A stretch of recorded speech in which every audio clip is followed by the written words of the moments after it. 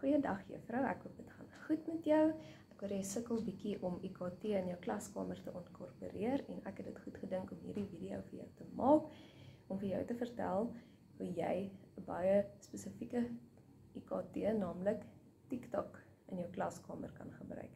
So vandag gaan ons dus kyk hoe TikTok in Afrikaans huistaal gebruik kan word om poesie te analiseer. Glo dit of nie?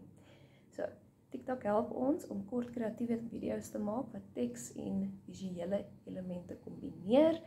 En dit is dus eintlik perfek vir die analise van poesie, aangezien ons ook baie visuele teks in 'n gedig vind, soos byvoorbeeld ons beeldspraak en ons stylfigure.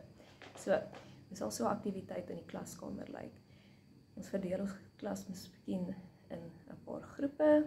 Elke groep kry 'n strofe, analiseer dit en skep dan 'n visuele interpretasie daarvan met 'n TikTok video.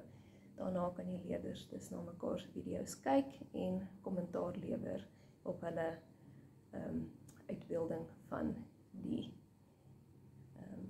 simboliek ensovoorts. So, ons kan byvoorbeeld 'n gedig oor die natuur vat en 'n TikTok maak wat die simboliek en stemming uitbeeld.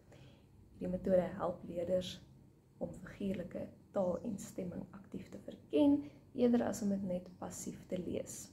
So, wat het ons geleer vandag?